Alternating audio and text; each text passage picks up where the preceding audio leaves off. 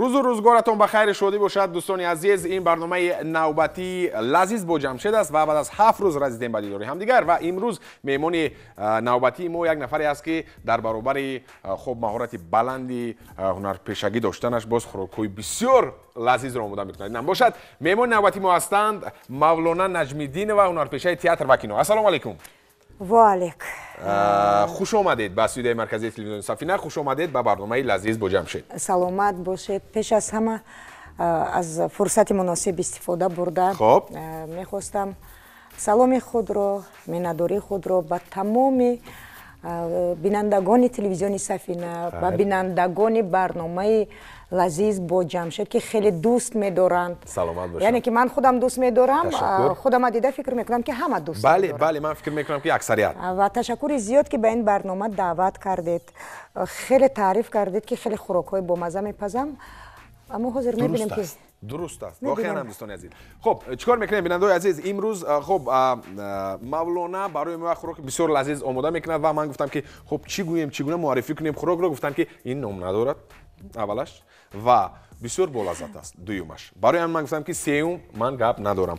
برای این کدام محصولات لازم است مولانا؟ کارتوشکا، خب سبزی، شلغم، پیاز، گوشت، لبلبوی سرخ، کبودی، البته بعدن شکر، روغن، نمک، مرچ، زیره، بلغاری، پمیدور، بودرینگ این برای بعد خورش آماده کردن. خلاصی گپ بیننده عزیز از نواربردار خواهش میکنم انا محصولاتی که شما میبینید امروز خب از انامین محصولات‌های تر و تازه، کبودی‌های تر و تازه تاجیکستانی عزیز، سبزوات‌ها یک خوراک بسیار لذیذ سالم آماده میکند مولانا نجمیدین و من کمک میرسانم به مهمانی عزیز و ارجمندم. از چی شروع میکنیم اکنون زودک؟ البته که اول روشن میکنیم تگی دیگمونه، روغن میاندازیم و بعدا گرم شود و گوشت حرارت چگونه باشد؟ حرارت تو گوشتمون میده کردن یک حرارت معتدل، یعنی بلند نباید باشد. بلند نباشد. اکنون دیگ رو موندیم.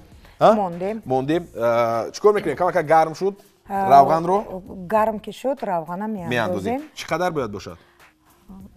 کدام وقتی که کفایه گفتم بعد دیگر نمیریزی. شد. کفایه فقط تمام شد در همون حالت گفتیم. خوب است نه؟ بس. کم بلندتر میکنیم.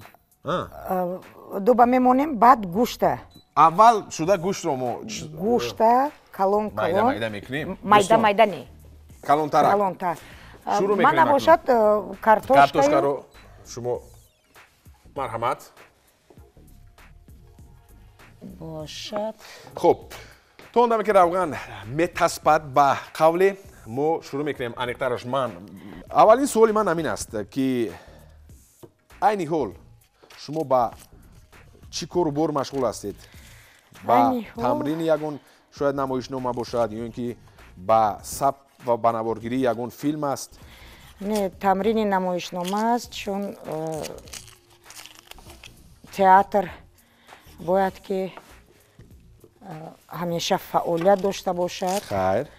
از این نمایش به اتمام نرساندیم که نمایش نو میگیریم. خدا کرده باشد که همه وقت همه تئاتر همین گونه کار کنند. تماشابین چگونه است؟ تماشابین حاضر که تمرین داریم برای همین تماشابین نیست. یعنی که نمایش پیشکش تماشابین نکرده ایستادیم حاضر. تماشابین در تئاتر کمتر است و من یک چیز فکر دارم اصلا که باید تماشابین در تئاتر همه باید تئاتر تماشا نرود. همین است. همه نمیفهمد، درک نمیکند. همه تماشابین تئاتر بوده نمیتواند. شده نمیتواند، بوده نمیتواند. همین طور است. طوری چند سال است که در این درگاه شما فعالیت دارید؟ یگان وقت حساب نکردم برای چی میگویم که وقتی حساب میکنی کم میشه. کم میشه از 2004. از 2004 فعالیت چگونه است در این درگاه؟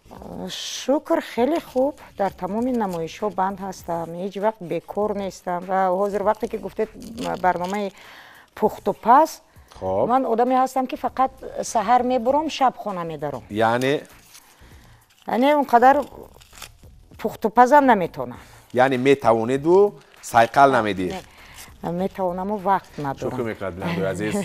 میبینیم که چگونه مثلا آماده میکند امروز خوراک را. بس همین خاطر کمک خاکساری میکنند مولانا. و خب گفتیم که شما هم در تئاتر هم در کینو فعال هستید.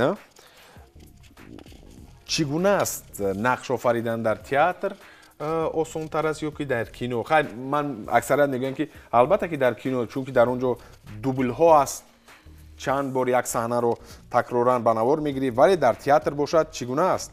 Не, аслан фикр мекунам ки чи дар кино, чи дар театр хеле мушкил аст. Яъне ки тамошобин дар театр як тамошобини аниқ аст. Масалан мебиёяд ва ҳунарманд чи ҳунаре ки дорад, як бор пешкаши тамошобин мекунад. Масалан вақте ки хато карди дар назди тамошобин, то ҳеҷ вақт ҳақ надорӣ хатои кардаи суханата ислоҳ кунӣ. Ай, хато карда мебахшед намешад, намешад.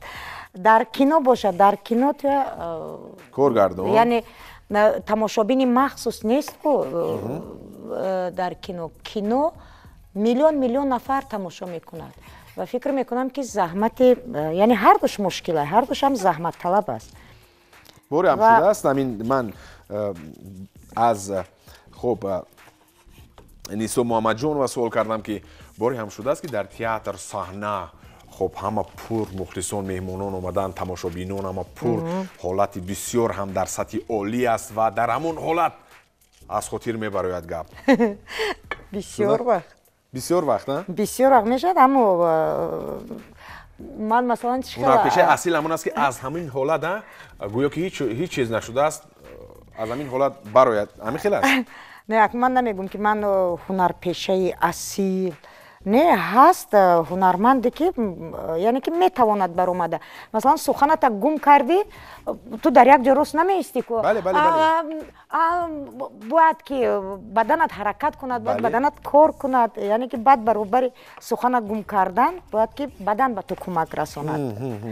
яъне ин гуна чизо шуд ки вақте ки дар ҳамон вақте ки гум кардӣ баъд яке суханат ба ёдат меояд. яъне осон нест. хуб дӯстони азиз, аллакай зудакак пиёзро аллакай ба охир расонд, боз мегӯяд ки ман саҳар мебароям ва шаб медароям. Не, ин тавр нест. нафаре ки саҳар барояд, шаб дар як ҳафта як маротиба. ту пӯст кардани ман абӣ ҳеҷ боки нест. аслан ҳамин хел пӯст мекунанд. ҳамин хел пӯст мекунанд. ман аллакай чикор кунам? андозам дар равған. боша. дӯстон, ман гӯштро меандозам, бо диққат бошед. вале сустар аст, на равған. баланд кун, баландтар кардан дар кор.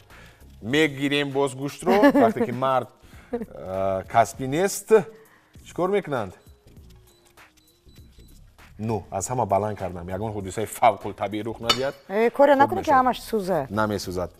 беҳунари ман маълум шавад. не. ин вақте ки ин ҳолат шуд, тамошобинон медонанд ки дар ин ҷо гуноҳи Мавлона Начмиддин не, аслан хонумҳо ҳамаш медонанд ки ҳар кас феълу рафтору кирдори ҳамин тафдони худаша худаш медонад. ин ки ба ман шинос нест, ҳатто намедонам ки 9-аш баланд аст, 10-аш баланд аст ё шояд 4-аш баланд бошад. дар хонаи ман дар 3 мемонӣ ҳамин хел баланд мешавад. барои ҳамин баъд аввал баланд мемонем, баъд дар 2, баъд оҳиста оҳиста 1. аз мо фарқ нест. шумо баъд баланди баъд. хулоси гап, аввал як бор месанҷем. аллакай пурра. бинед садояш бисёр. ман фикр мекунам равған камтар аст. не. барои ки баъд бо камакак об меандозем. дӯстони азиз, аввалин шуда гӯшт бо равған ошноӣ пайдо мекунад. баъдан маҳсулотҳо як вориди дег мешаванд. умуман хӯрок хӯрдану хӯрок пухтан ман фикр мекунам ки барои ҳар як шахс ҳар гуна таъсир дорад. барои шумо чӣ гуна аст? масалан хӯроке ки худатон омода мекунед, аз истеъмолаш лаззат мебаред ё ин ки хубтараш ки ҳам тайёр бошаду истеъмол кунед? ман аз ҳамун бӯяш сер мешам. аксарият ҳамин хел мегӯянд. вақте ки хӯрока тайёр мекунам, аз бӯяш худам сер мешам. хоб барои ҳамин камтар хӯрок мехӯрам. хеле олӣ.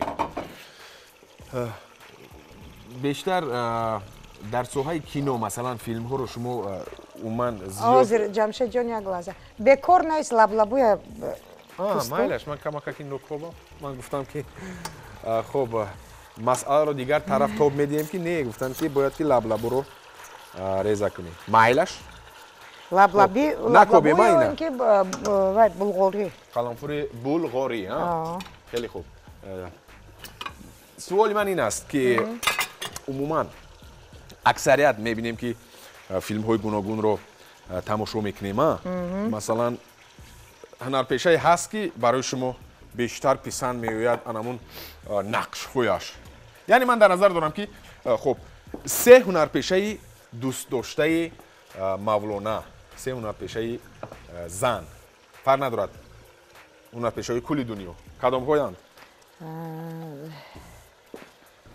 سینتی روترک خب بعدن هنرمندی هنرپیشه هند زینت امان اینها پیشتر بدن ده؟ اینها پیشتر خب بعد کارینا کاپور یعنی از جوانتر خب از معقول دین بسیار هستند کاجل معقول است یعنی از این برمیاد که شما بیشتر چیز میکنید یعنی فیلم های هندی رو فیلم های هندی نه اونقدر زیاد تماشا میکنم اما همون کدام فیلمی که تماشا کرده خب با هنروری همین هنرمندان با من پسند اومد و بعدا بسیار وقتی که طریق مثلا سامانه های اینترنتی میبینی و در بارشون یگون معلومات میخونی یا میبینی که با کسی کمک کردن باز از این زیادتر دوستشون میدارم یعنی باز زیادتر به من پسند میشه یعنی در زمان حاضر ما هنرپیشه نه تنها هنرپیشه است بلکه همه جهته باید باشد وقتی که شخص مردمی زیاد اونها رو اعتراف میکنند و وقتی که اونها امکانیت بیشتر دارند یک سخن اونها میتوانند یک مراجعت اونها به مخلصانش به مردم میتواند که زندگی به یک کسی دیگر حیات بخشد باید که استفاده برن البته یعنی که اینا من عذر میپرسم که در بین گپی شما در اومدم چگونه من این رو میده کنم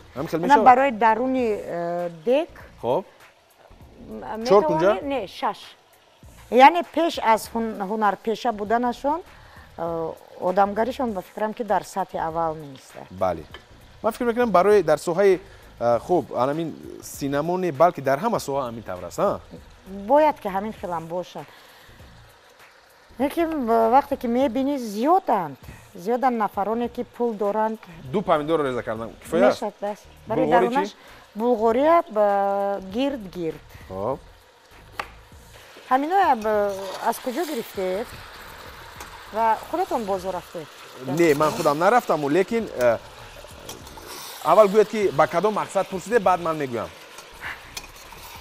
نفر خرید است که به فکرم که دیر بازار خرید کنی میره یعنی قدر خوب نیست من نرفتم دیگر کس بود نفر این خرید است که میدوند که یکون وقت در خانه خودش پوست نکرده است اگر این همون نفر اگر تماشا کرده ایستاده باشی سبزی هایت به طلبات جوابگو نیست سبزی ها کارتوشک اصلا بلغاری هم نقص خرید کرده است شلغم هم علاقه فهمیدم که درونش کمتر کوبکتر است دهنش رو محکم کنیم نه ما ایستاده بلندتر یا پستر نه پستر خب خیلی خوب بیشتر کدام خوراک رو میپسندید شما اگر از خوراکای تاجیکی گوییم خیلی زیاد دوست میدارم آشه مثل من بوده خیلی زیاد طول یک ماه شد به فکرم که نخوردم آشه یعنی که پرهیز هستم پرهیز هستید باید که شخص بعضا وقت پرهیز کنه از وضع سلامتی یعنی دکتر توصیه داد که باید که از این چیزا پرهیز کنه گوشت بیرون شده ایستاده فراموش نکن کمک نمک پرتوفتن در کار خب نمک رو من میاندازم چگونه باید چقدر باید باشد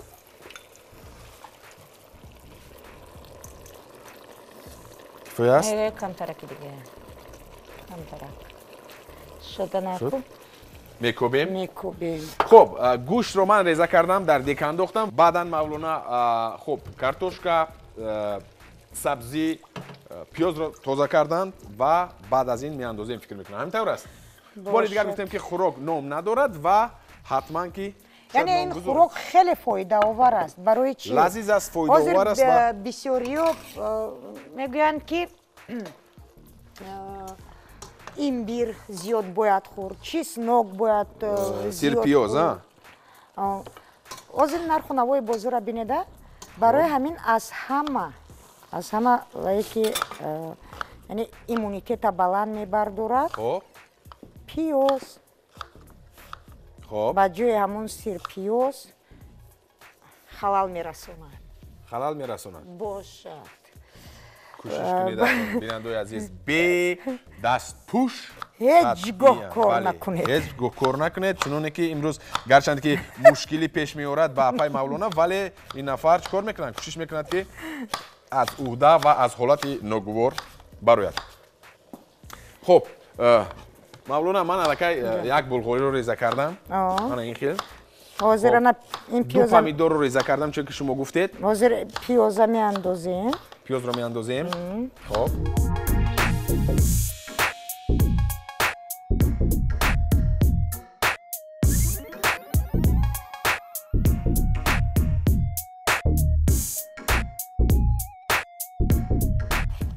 از هنرپیشه‌های توجیک به شما که پسند است، نوبسته از اون که زن است یا مرد فرق ندارد؟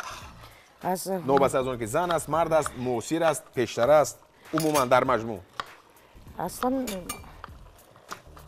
هر نفری که یعنی بازی نمیکند، زندگی میکند، چی در صحنه چی در کینو، و معنی اینه که یعنی نقش بازی نمیکنی، نقش آفرینی نمیکنی، اما زندگی میکنی. فکر میکنی که همون نقشه به تو دادن، در اصل گویا که در زندگی و همون حادثه شده است. با فکر شما کیها هستن این نفرانی که مثلا این خیلی نقش نمی آفرند؟ یعنی زیاد دوست میدارم، یعنی هنرش خیلی قدر میکنم و برای من یکی در میون زنها، یکی از هنرپیشه های درجه یکم این صباحت قاسم‌آوا. بله، صباحت قاسم‌آوا هست که وقتی که من در اون تئاتر کار میکردم، هنرپیشه تئاتر اهورم، از هنرپیشه های زن اون نفر، قربان صابر از هنرپیشه های مرد، عبدالمومن شریفی، خیلی زیادن و خیلی دوست می داشتم و خیلی می خواستم. صد افسوس که به من میسر نشد این چیز. خیلی می خواستم با عطا یک بار روی صحنه نقش آفرینی. یعنی به شما میسر نگردیده است نه؟ صد افسوس. صد افسوس. بله. خب دوستان، بار دیگر من زود که گفتم میگذارم تا این دم چیکار کردیم. اولین شده بعد از اونی که روغن تصفید، گوشت رو انداختیم، بعد وای پیاز رو انداختیم، بعداً سبزی رو، زودکک کارتوشکا رو میاندازند مولانا و بعداً فکر میکنم بلغوری و باشد حاضر شلغم، بعدی کارتوشکا لب. دوستان بعد از یک وقفه برمیگردیم، ما رو همراه باشید. گفتیم که این برنامه لذیذ با جمشید است، میمونی من هستند هنرپیشه تئاتر و کینو مولانا نجمیدین و ما رو همراه باشید.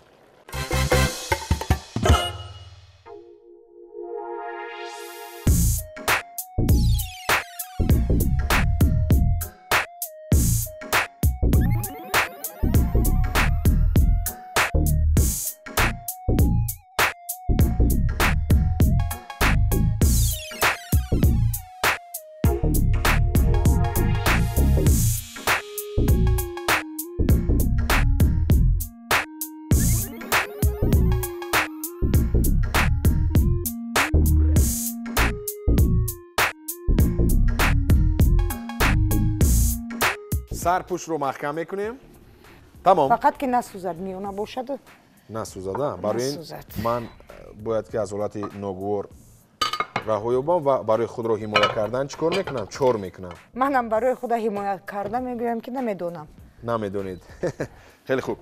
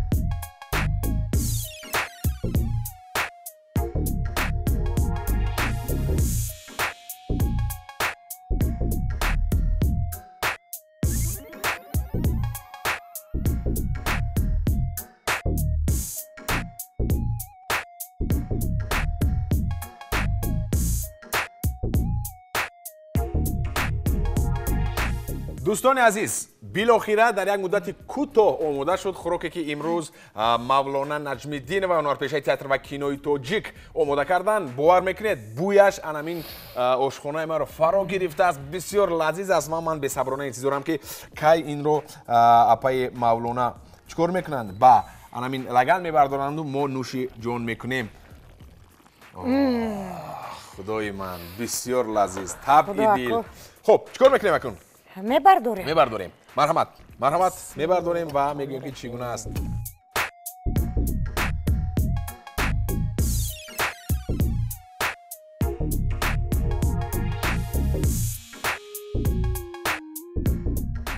بالاخره آماده شد خوراکی که مولانا نجمالدین و آماده کردن. باور کنید بسیار لذیذ و دقت شما رو جلب میکنم به یک چیز دیگر.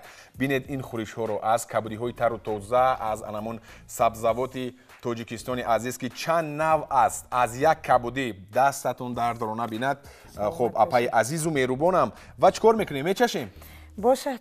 بیاید من به صبرانه انتظارم که از همین کبودی ها از خوراک از همه اساسش استعمال میکنیم. بسم الله الرحمن الرحیم. مرحمت میچشیم دوستان و میگوییم که چگونه لذیذ است، چگونه مزه دارد و بسم الله الرحمن الرحیم.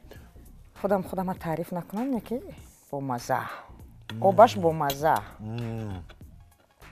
کنی کارتوشکش پخته است یا نه؟ فقط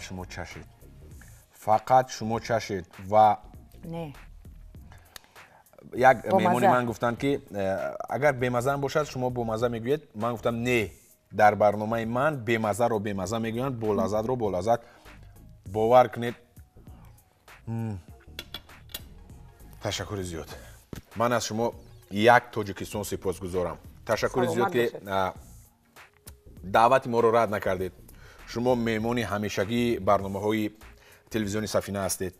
ما ایسوری سپاس میکنیم و من میخوام فکر و عقیده شما رو در آخر چی گفتنی هستید در آخر فهمم برای بیننده‌های عزیز. پیش از همه این نداری خودم بیان میکنم. سلامت باشم. با شما که دعوت کردید میتونید در جای من دیگر نفر دعوت کنید اما مخصوص من دعوت کردید و یک بار دیگر شما ارزنده اید. چون سلامت باشید. چون طولی قریب 2 ماه میشد که به خدا دیگه من خوراک گرم ندیده است. یعنی با دستان خودم ندیده سر کار که هستم. بار دیگر باز یعنی به من یعنی فهموندید که من زن هستم، مادر هستم و باید که پختن خوراکای فراموش نکنم. و در اصل راست گفتید که سبزوات های تر و تازه اینا بینید اگر که آدمیزاد خواهد شاید در خانه خودم همین یگان وقت تیار کردگی نباشم. نه برای چی؟ مثلا بلغاری این یکی فانتازیا کار کرد و همین جواب کرد. باور که من اولین مرتبه این رو چشیدم باز با آب این میدونید چگونه است. من اگر خطا نکنم قریب 95% خوراک‌های تاجیکی رو چشیدم ولی این نوع و این لذت و این خورش ها رو اولین مرتبه است.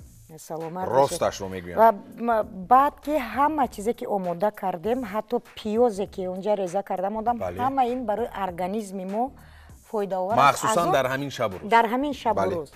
و بعد بهار که هست ارگانیسم آدمیزاد هم از زمستان باید که ارگانیسم خودش مطابق کند به این فصل. از اون حبلایی که ما استعمال میکنیم یعنی داروهایی که ما استعمال میکنیم خوبش که یعنی که پروردگار این وطن به ما داده است با تمام ناز و نعمتش. چرا استفاده نبریم؟ تشکر زیاد.